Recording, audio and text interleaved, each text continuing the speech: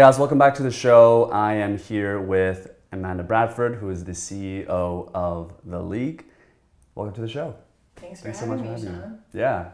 So the need obviously for a dating app like this, and we'll go into exactly what you guys do, is huge because as we were talking off air for a bit, I've been living here for 4 months now, and I think in the first month I just couldn't take Tinder, Bumble, or any of these apps because overwhelming. It's just so overwhelming. Yeah. And back in Vancouver, it's just some of these apps aren't as popular, but here it's just, I guess, as companies, they just target New York so frequently that you just get overwhelmed. So that's a big relief to have a more exclusive, more curated app for dating, which is what you guys have done. But tell me a little bit about the inspiration that you had of starting the app and what got you really to start this side of an app like this for dating.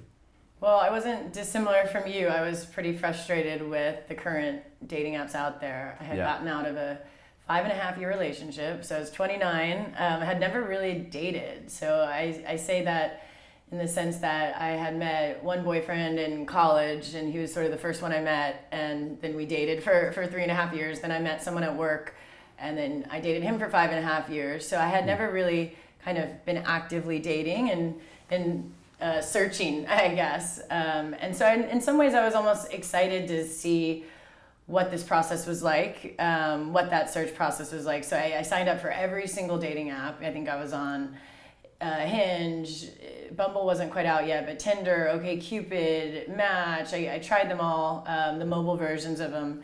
And one thing that was clear across all of them was that they really weren't designed for career-oriented, like super busy professionals. So there was a lot of work. I think, for Tinder, for instance, I remember I had to ask like 8 or 9 questions just to understand if the person lived in my city. Yep. Did they have a job, or were they, sleeping on their parents' couch? Were they just there for the weekend? Were they actually, kind of educated? Did they have a profession? Did they have an actual desire to be in a relationship? So that was, and it's kind of hard. You don't just ask those questions. You have to kind of skirt around it and ask sort of, I call it vetting questions, where you're almost disguising what the real question is, but trying to get a sense of kind of who these people are. And it ended up feeling like a game of hot or not more often than not. And, I remember seeing this one guy on Tinder. He had a Duke shirt on, and then he had said he was a lawyer, and his first name was Brett or something. And so I remember Googling, because I'm like a Google freak, and I love stalking. And so I ended up finding him on LinkedIn on page 11. And I was like, oh, okay, cool. And it was I saw that he was involved in basketball, and I saw some other, things he was interested in, some charities he was involved in. I was like, cool, okay, I want to actually go on a date with this guy. And so I drove into the city because I was at Palo Alto at the time. I kind of had enough information to be like, okay, it's worth a 2-hour commute plus an hour or 2-hour date. Yeah. And it got me starting to think of why are we hiding all this information? What if we had just used LinkedIn and actually brought that information further up the chain, so that you're giving your users that information from the get-go, and you're actually requiring that information to get in. And so that was I guess when my wheels started turning, that why aren't we using the LinkedIn data set? It's kind of much more robust, it's much more clean, it's actually authentic. People aren't lying on LinkedIn about where they went to school or what they do, because their peers would laugh at them or call them out, because it's very much a kind of a public resume in some senses. So that was sort of what got me started, was that I was sick of vetting, and I wanted an app that would do the vetting for me, so that I wasn't having to ask these awkward questions. I was even asking, how tall are you? Because I was 5'9", and I cared about you're that. Tall, yeah, you're tall. I care about that less now, but in my first, when you're first getting into dating, you have all these preferences and you're very picky, and then I think the more you learn about yourself and the process, you relax those preferences. But I just felt like it was, instead of kind of doing witty banter or getting to know someone's personality and being clever and kind of the fun flirting that you want to do on these text messages, instead you were doing these vetting questions, which were kind of a buzzkill.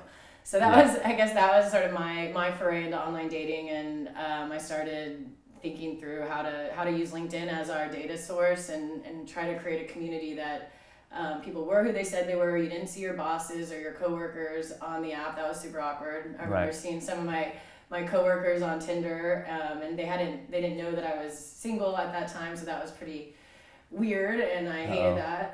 And then you also wanted to make sure that the system wasn't just accepting anyone and everyone. You wanted people who actually really wanted to be there, so they were willing to apply, willing to wait on a wait list, and that was sort of why I kind of invented the wait list. It was a little bit equivalent to how eHarmony makes you answer 100 questions to know that you're serious. I wanted to know if someone's going to fill out an application and wait to get in, then they're probably not looking for a one-night stand. For sure. So that was a little bit about kind of how I thought about the design, but yeah, it was definitely personal frustration, so not dissimilar from you. Yeah, and I think what's unique in addition to having all this information curated for you is you're not bombarded by the thousands and millions of people that you see every day. I mean, people are, they have that term where you're just swiping right all the time. Right, I call it Angry Birds, yeah. Yeah. Is that what they call it? Well, it's just like, it feels like a game, right? It really is. It dehumanizes the people in the cards because there's just so many of them. And you just become numb and desensitized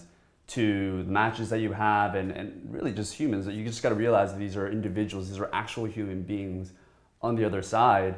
And like the whole term of ghosting is also something that was new since I came to New York that I've had to learn, and sometimes the hard way.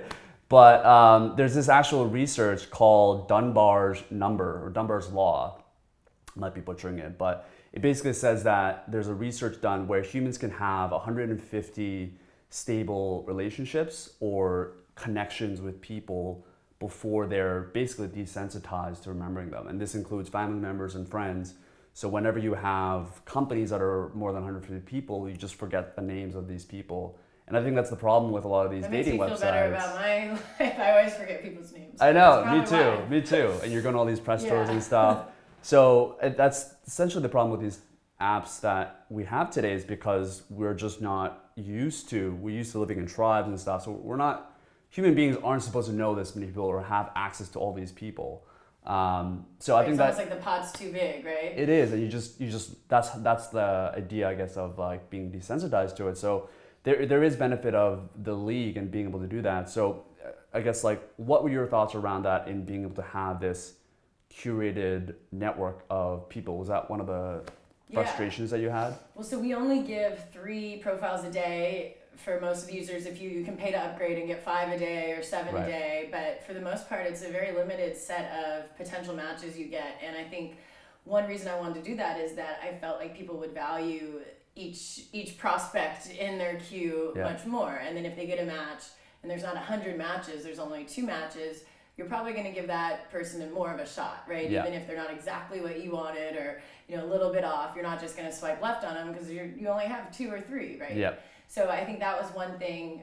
And the other thing is, when you're building a community, just like thinking through it kind of as an entrepreneur, the number one thing you need in any matching platform is supply, right? And so if we're only going to have, let's say, 100 guys who are over 6 foot and who are Jewish and who live in the West Village, and that's what a lot of the women in New York are looking for.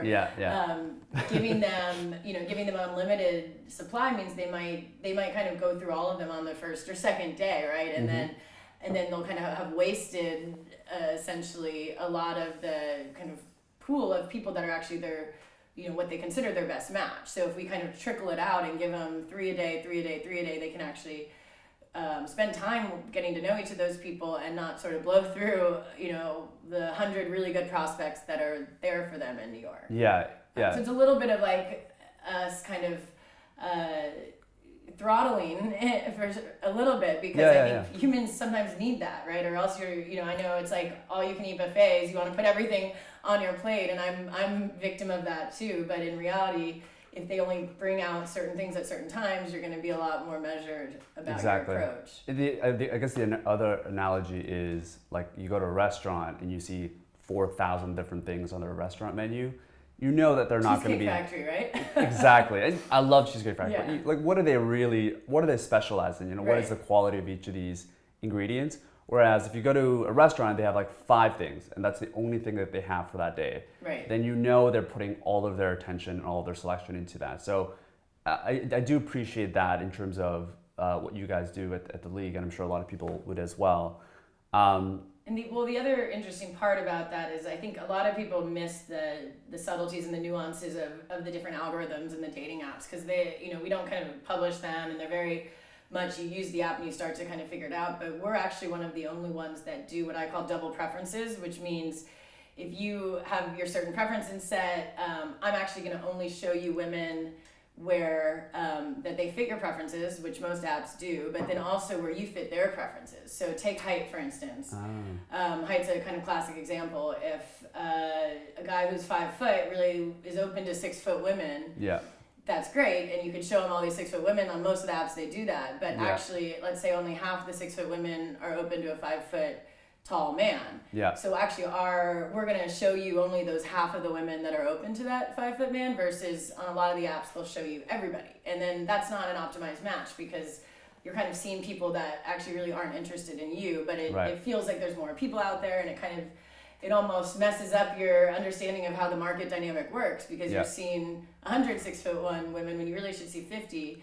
And so by doing that, we actually have a much smaller supply of like perfect matches, but they are like very much kind of double vetted in the sense that both fit each other's preferences. And a lot of people don't understand that, and they'll be like, why am I getting such less matches on the league, and why am I seeing so few people? And that's because we try to meet both people's preferences. Right, because the problem with like showing people, because you do as a dating website like Tinder or whatnot, you do want to show matches, but the problem is when you're showing, let's say, the single preference, which is the issue that you guys are addressing, and someone swipes left, in the algorithms it shows that they're more like low rated, I guess, or something like that. So it actually, you guys are trying to really curate that process and make it easier for people to find one another, right? I mean, and at some level, it's almost like you're kind of sacrificing potential churn, because you're giving people their best matches up front, and then they could turn off the app, which is sort of a classic kind of issue in dating, is that the better you match, the faster the users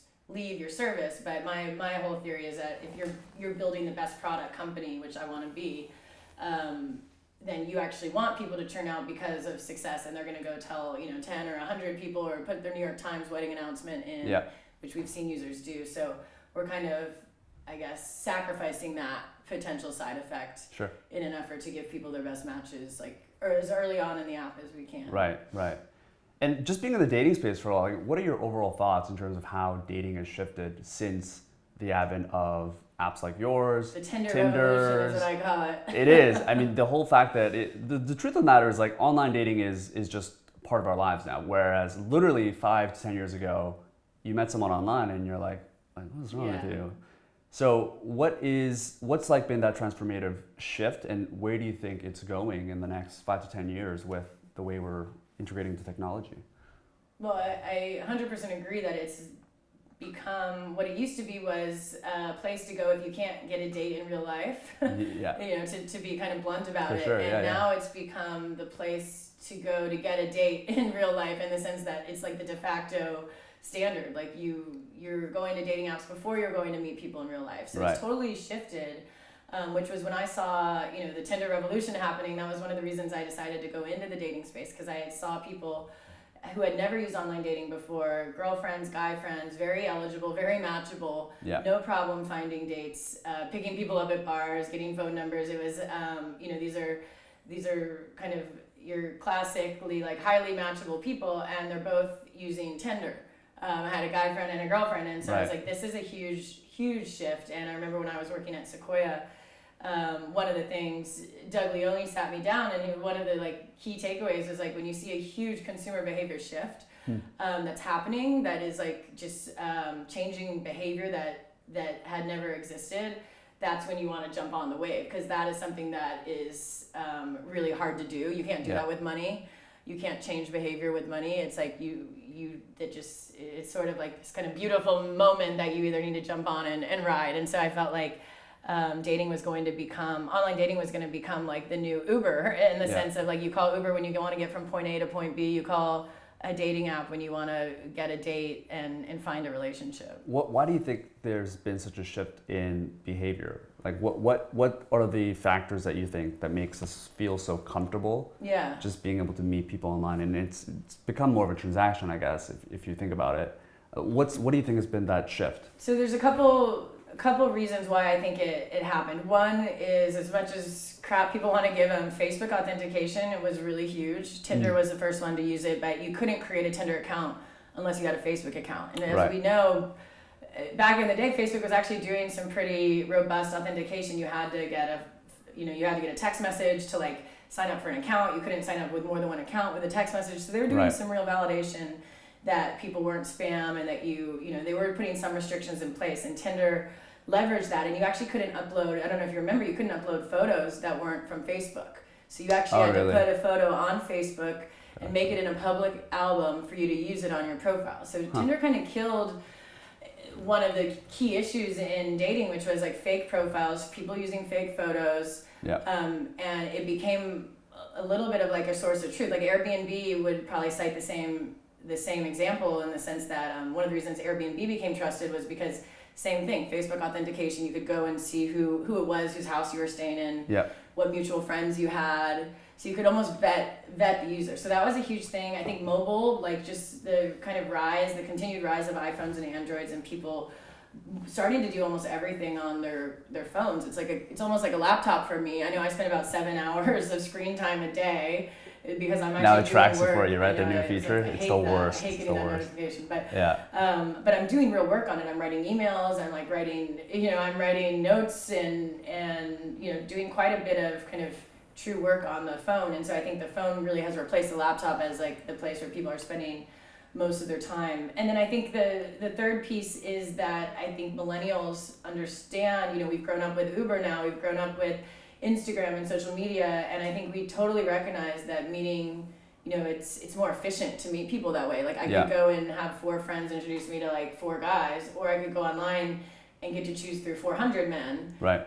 So your pool is exponentially larger, and I think I think millennials are like very much more comfortable with meeting people from the internet, talking in forums with people, connecting, fighting on Facebook with people that they've never met. It's just like a kind of a experience that people are much more used to. And so I think that that was kind of the third trend. But yeah, I think, to answer your other question about where it's going, I think it's going to become even more, so I have a couple of theories here. I think one is that people are going to start trying to be a little bit more strategic about meeting people when they're out with friends in real life. So when you're kind of going out to do social activities, why not try to kind of meet someone at the concert that you're going to with your friends? And how do you kind of use dating apps to set up meeting maybe 1 or 2 or 3 people from a dating app while you're at Coachella, or while you're at Sundance Film Festival, for instance. So I think it's going to be a lot more like a kind of a social coordination tool. And then the other piece, I think a little bit further out, but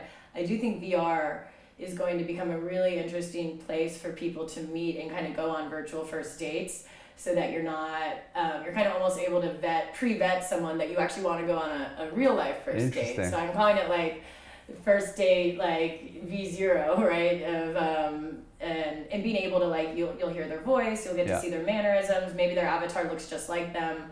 I've kind of dabbled a little bit in VR. We did a Valentine's Day party where we let people kind of meet other people from San Francisco and LA. We had them both go into the community at the same time and actually kind of do a challenge together. And people thought it was really cool. Wow. It freaked some people out for sure. But I think the concept of just doing a little bit more around like video and real life without having to go and kind of meet someone totally without any kind of context is going to go away. So how would that work? You guys will have to mutually agree to a specific time that you're available, let's say 10 minutes, and you just get on, and it's like a speed dating almost? So, I mean, there's a couple different things. Like, I think the one we tested, which we only had 2 VR units, and they're super expensive, so I think you probably have to, like, go to some sort of place that has VR, almost like, you have a VR headquarters in LA and a VR headquarters in SF, and you just set a coffee date up, and maybe you meet at a coffee shop,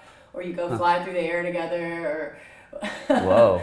But you can kind of already start to do these things now. Like, I mean, the one I did, I went with someone and we like walked around a pool and we dove in and swam and we got to hear each other's voice. So it's a little bit like a phone date, but you're getting to do a lot more. You've done this before, like a VR date? Well, it wasn't a date because the guy, I was kind of testing out this world, and I was talking to the guy who built his little castle in the world. Gotcha. It was pretty trippy. It was and it's super early days, but I think, you know, in the next 5 years, I think that's something totally that could happen, and that you get the point is getting to know someone a little bit better before you actually go and meet them in person. And I don't know if you saw the Black Mirror episode, it was like Hang the DJ, but they kind of have this whole simulation where you get to kind of date a bunch of people in sort of accelerated time frame, and then at the end of the simulation it's like, okay, here's a person you should actually meet in real life. Yes, that was a trippy episode, by the way. I was so confused by that for a while. It was, but I don't think it's totally off direction. I remember, I don't know, I'm sure it's still happening now, but when I was in high school, I would hear people meeting in virtual games. Yeah. Like World of Warcraft or these like RPG games. Maybe not RPG, but these like games where like you can kind of connect with people. I thought that was the strangest thing, but this is basically what you're talking about, right? You're creating your own world. Ready Player One, but it's like similar to that, where you're getting to you're doing activities with someone, you're getting to know how they approach the world, how they approach problem solving. Yeah. Again, you can do these in real life, and I think these are great for sort of step one to do it in real life. But I think, you know, looking, you know, super far into the future, I do think that, you know, for instance, if you date people in a different city and people are open to that, this is like one way to make sure that you actually want to go on a first date with someone across the country. You can kind of vet who they are digitally first. So this is for people that are going to go to the city and they want to meet people beforehand, before they actually arrive at the city? I think that like long distance dating is like a really good use case for it. But I also think like in the city dating, I mean, like people don't even like going an hour of traffic in LA. Brooklyn and Manhattan is a perfect example, yeah. So I don't think it, you know, I don't think it wouldn't work for the same cities. But yeah, I think long distance dating, or when people have very particular preferences or are looking for something that you might not find in every city. This could be like a really good use case. That makes sense. I think one of the benefits of online dating as well is the fact that different races are coming together. There's a lot of interracial dating now. And this is kind of like a revelation for me, I guess, because I came to Canada when I was 7, and generally grown up with like Caucasians, blacks, brown people. Like it's been very diverse for me. And I think I've only dated like 2 Asian girls my whole life. So, but like I know there is a lot of data that's out there where dating sites can certainly help with that, but where do you see, like, what are some of the data that you found in terms of interracial dating, and has online dating helped at all in terms of being able to bring 2 different races together? Yeah, well, so the data shows that in general, people still tend to kind of assortively mate, right? In the sense that you're looking for someone very similar to you with the same religion, often the same ethnicity, often the same kind of educational background, even the same professional industry. Like we see doctors and doctors pairing up, lawyers and lawyers pairing up at just a higher frequency than totally random. Yeah. However, the point you made about interracial dating happening more is totally true, in the sense that in general, if you kind of take the old days, you are what they say, you're the average of the 5 or 7 people you spend the most time with, right? Yeah. So if I'm only hanging out with white people because that's maybe who's only in my city or in my neighborhood, they're going to introduce me to probably other white people. And so it's almost a self-fulfilling prophecy in the old days. But in the kind of the new days, where you can search people and you're not dependent on friends, family, your community, your church, you're kind of able to go into the middle of an epicenter, you know, a pot of the entire city demographics. And there's not like one thing that's kind of creating a homogeneous environment. In fact, it's to the contrary, it's very heterogeneous. And so because of that, if you are open to all races, which we see most people who sign up for the league we actually ask that, are you open to like every single race? If not, which ones? And for the most part, most people are open to all races. And because of that, that's allowing them to match and to get to know people outside of their race. If it doesn't work out, they're becoming friends with them. They can, you know, we see a lot of users that meet, and even if it doesn't work out, they then go and try to help set each other up. Yeah. So it is, and I think Tinder and Match came out with a study that it is definitely making interracial marriages kind of go up in frequency, which I think is an awesome stat for our industry. Yeah. Because our industry gets a lot of crap about, you know, kind of putting the same types of people together. Yes. Yes. I mean, what you guys are doing is not necessarily that humans are always going to, like Evan Williams had this great quote, like, how to be rich on the internet, which is basically platforms and internet, they just do what they enable and reduce friction for what humans have always been doing and what they want to do. So the fact that dating sites measure that data shouldn't be the reason why you guys get flack for that, right? It's just humans are going to do what they're going to do. You guys make it easier for people to do that. Like I like to think of us like we're a search engine. We're not going to tell you who to like and who to be attracted to and who to like and reject. But again, I think people are always looking to blame somebody or something for the travesties of society. So it's we're kind of the easy kind of red herring, I guess. Yeah, I mean, ideally we are in a world where different races can commingle and that's like a thing, but obviously what you guys have found and what other people have found is that it is still something where the same race are coming together, but it may not even be a race thing. What you're saying is like doctors and doctors want to get together, entrepreneurs and entrepreneurs want to get together, and it's just that culture familiarity possibly that can be igniting that, I guess. Totally. Right? Like we have about 30% of our user base is Jewish, and they really care. A lot of them have a preference for Jewish as religion, and so like who are we to say no, you can't have that, and now you're gonna have to search 10 times longer because it's like, well, why shouldn't we let them be able to put in that search filter? Yeah. So that's how I feel, but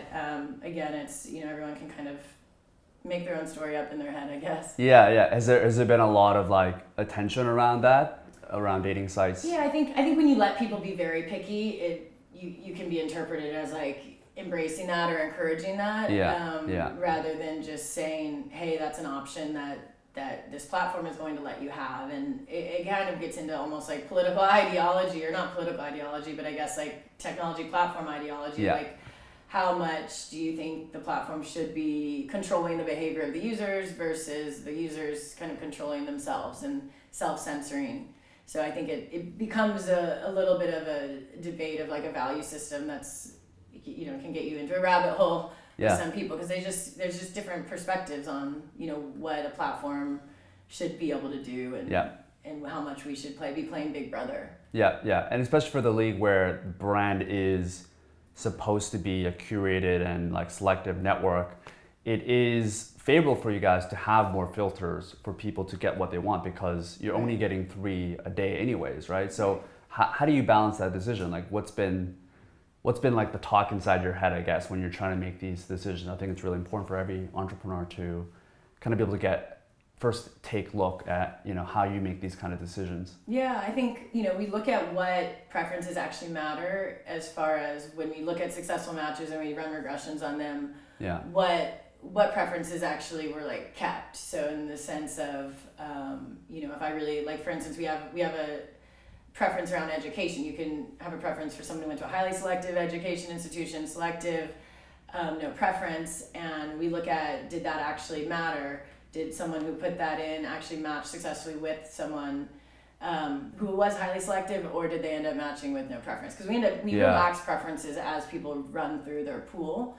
So you actually have kind of both sets of the data, and then we try to keep those preferences sort of at the top level and hold on to the preferences that matter the most, and then relax the preferences that don't. So for instance, distance, a lot of people put like 10 miles, but then we find if you give someone who's 15 miles away, the match rate's almost identical. So why, so we actually relax distance first before we relax anything else. So a little bit of like data versus kind of intuition.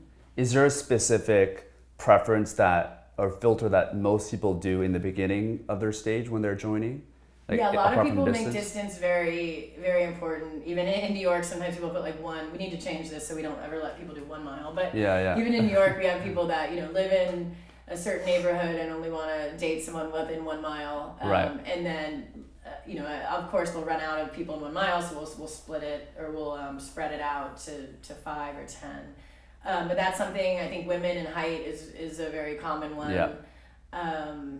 I think people who went to highly selective education institutions tend to use that preference. And I think that's less of a like snobbiness and more of a like, hey, I value education and I'm willing to like invest a lot of money in a private institution that I cared about, and I want someone that thinks the same way, because I actually think that's more about like when you raise a family, what are some of the values going to be? And it doesn't mean that someone who didn't go to that institution doesn't have those values, but it's just they're more likely to. And so if you're kind of thinking through as a user, what mix of preferences gives me someone that is like highly likely to share my value system. And so everyone's just kind of making their best guess, and so are we. And I think as we see what matches successfully, we can go and kind of adjust those filters and make them, start to rank them. Right now, it's where they're all kind of equally ranked. So you find people that went to similar levels of like education or institution, they tend to rank. Totally. They tend to match much better and get along. People who have a graduate degree tend to pair up.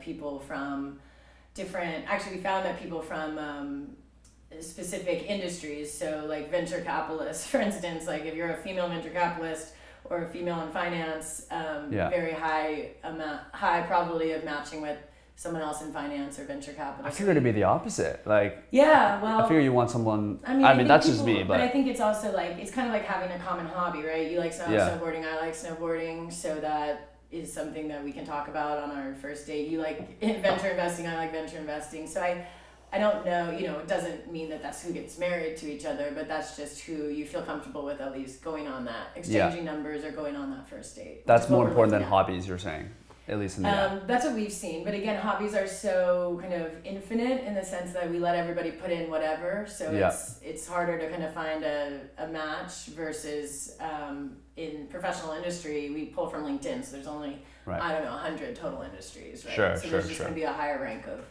overlap. That makes sense. So you started this while you were working full-time. Where was the last? I was at grad school.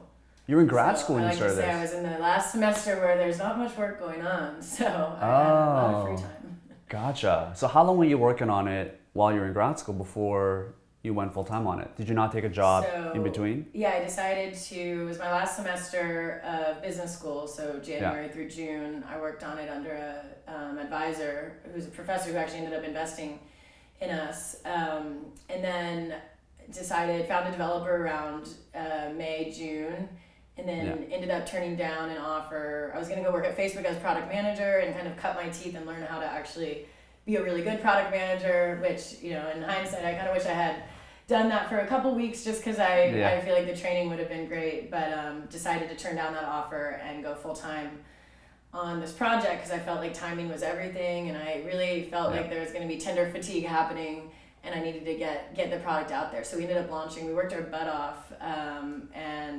I had hired a developer. He was developing, every day, 10 hours a day, and then I was signing up users, doing beta testing, getting feedback, doing the designs, working on the algorithm, and then we launched it in November. So we really only built it for like 4.5 months before launching to market. So it's very proof of concept, very MVP. It was very slow. We ended up having to rebuild the whole thing once we raised funding. Oh, you did? Yeah. So you were, and it was really you're the single founder. Yeah. Right. Obviously, single founder. I like to call it. No pun intended. Exactly. I actually was single at the time. Single woman founder. I was building it when I launched it. So. And obviously, there's a lot of talk about the difficulty of that. I mean, does that resonate when female founders are coming up talking about how difficult it is to raise money, to be able to gain credibility almost, because there hasn't been that many so far to really pave that. Now there is, for sure. Yeah. Talk to us a little bit about some of the struggles that you had to overcome and how you were able to overcome that. Yeah, I think one of my biggest frustrations was at the very beginning I wanted to get into all these accelerators, incubators, the Y Combinators of the world, the angel pads. So I applied to all of them, and I didn't even have, I kind of had my developer sort of sit in as a, hey, I do have a technical partner. And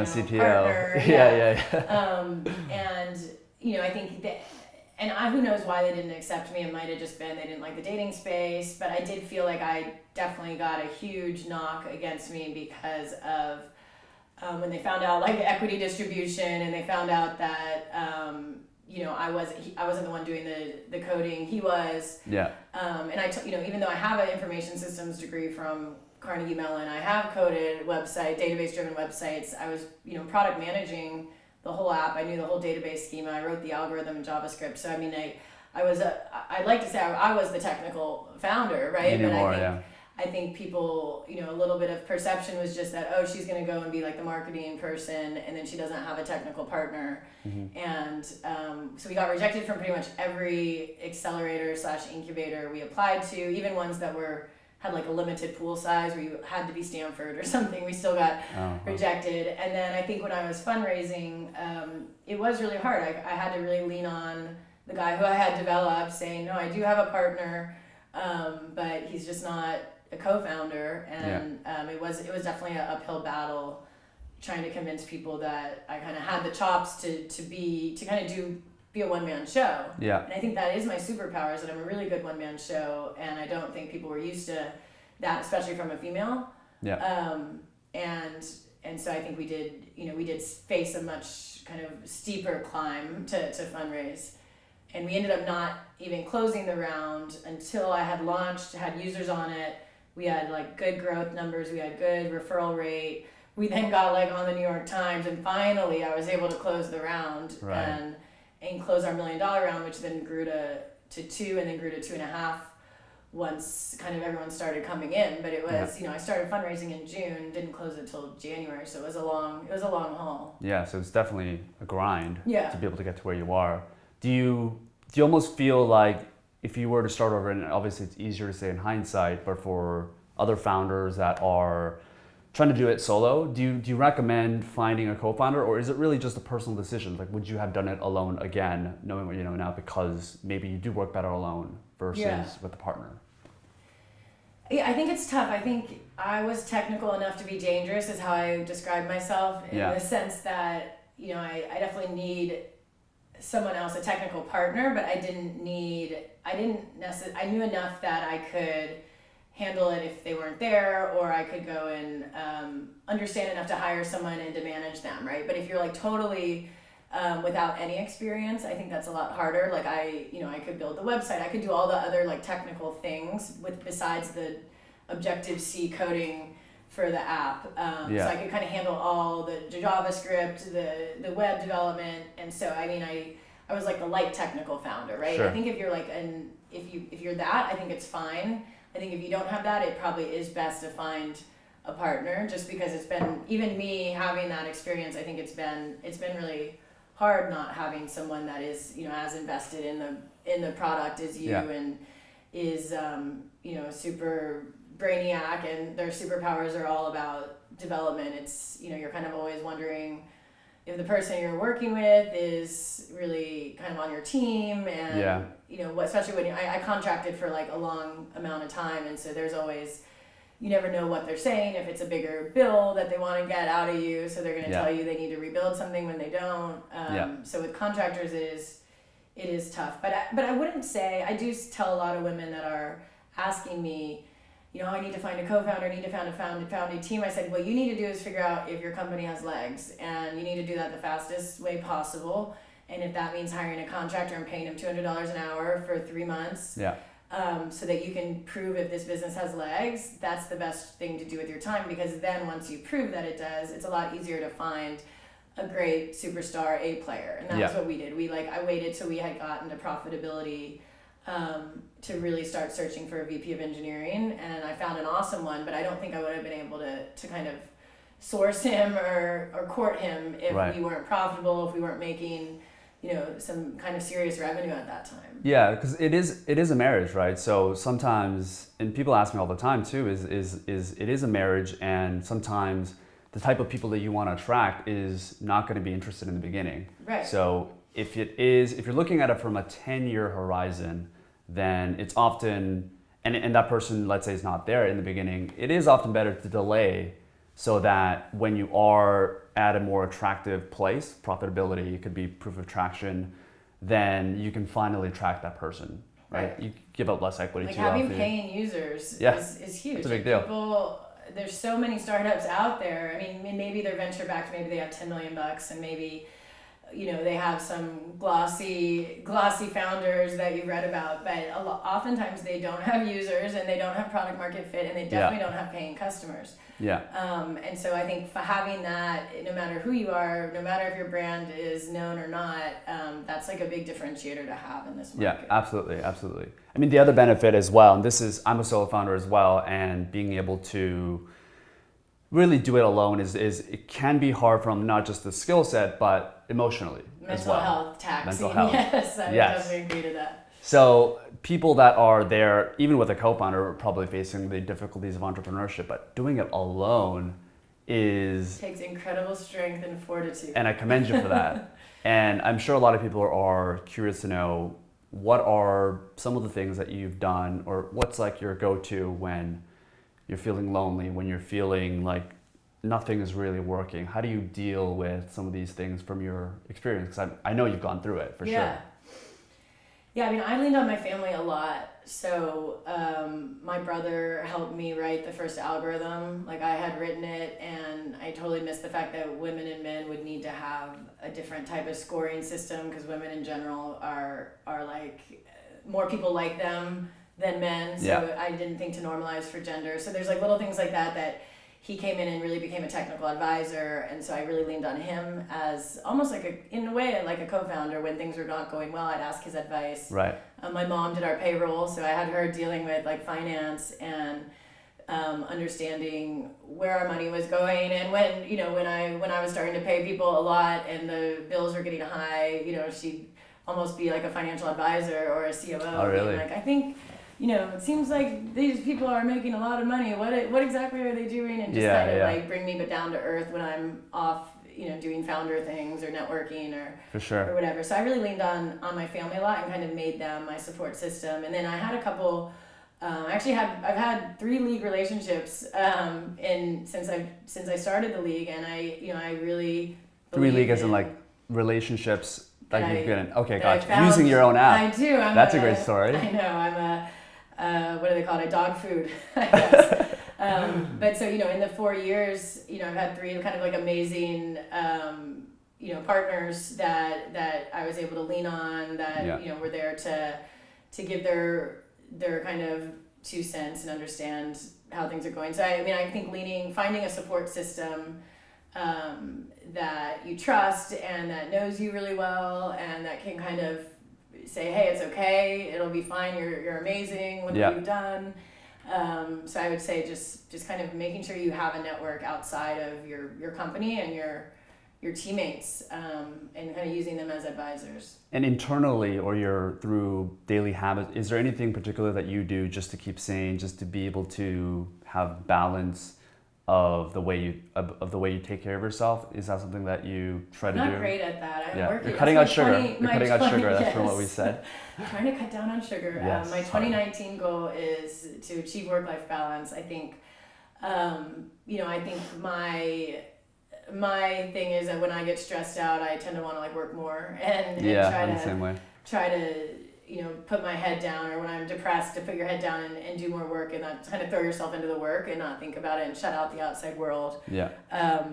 But I do think that I'm now going to have an executive coach, and he kind of doubles as a therapist. So I think having someone that you're, for at least an hour every other week, just talking to about things, and making sure that there's time to reflect, and like making time to reflect, and then like I wouldn't call it meditation because I'm too, I think, like ADHD to do meditation, but just carving out downtime to just think about what you've done, reflect on the successes, reflect on the failures, and just kind of give yourself a pat on the back. So I call it like not meditation, but kind of a hyperactive meditation, I guess, in the sense that, have a glass of wine and just spend, carve an hour out to just think about the business. And that tends to like de-stress me a little bit.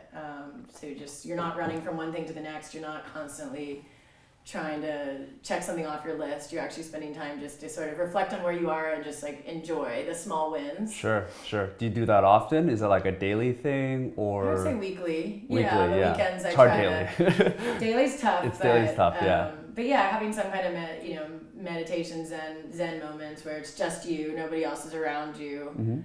I try to carve out that. Go on walks. I like going on walks and doing that as Yeah, well. yeah, that makes sense. Cool. So we're gonna leave the audience with one small actionable challenge. This is something we do with every episode. This could be advice to entrepreneurs. This could be specifically to female entrepreneurs. It could be for professionals looking to leave their jobs. You've gone through all of these. So what is a small actionable challenge that they can do to get one step closer to whatever it is that they want to achieve? Small actionable challenge. I would say look at your vacation budget for the next 6 or 12 months and actually invest that in trying to prove out your idea. So whether that's building a website, whether that's hiring someone to help you maybe build a more complex website if you don't have the technical skills, whether it's working together with a couple of friends to actually, maybe you have to pay them. But I guess the kind of moral of the story is like, don't be afraid to invest in your own idea. I find a lot of founders come up to me and they ask how to get funding, and they actually haven't invested even $100 of their own money into the idea. And so I invested, I think it was like $6,000 or $8,000 in hiring a developer to build out a proof of concept. And yeah, that's a lot of money and it's scary, but it's also, I thought about the spring break I went on the other year, where you spend another 2 weeks traveling in South America, and that ended up probably being about $6,000 or $7,000 after you're said and done. So, just kind of think about what you can do in your everyday life to actually try to prove out one of your ideas, so that you're not sitting there wondering and saying, hey, I have an idea, but I need investment. And I think when you're going into fundraising, having invested in your own startup shows a lot more skin in the game than when you are kind of sitting there hoping for an investor to land on your lap. Yeah, that makes sense. So to close off, where can people find you online? Where can people go to learn more about you, the League, and so forth? Theleague.com is our website. I have a very small but burgeoning social media presence on, Twitter and Instagram. I'm just Amanda Bradford. Feel free to follow me. I don't have very many people, so it's pretty much a friends and family affair right now. Okay, so far. And then, I write a couple of blog posts on LinkedIn here and there, so you can check those out as well. Awesome. Thanks so much for being on. Yeah, thanks for having me. Great.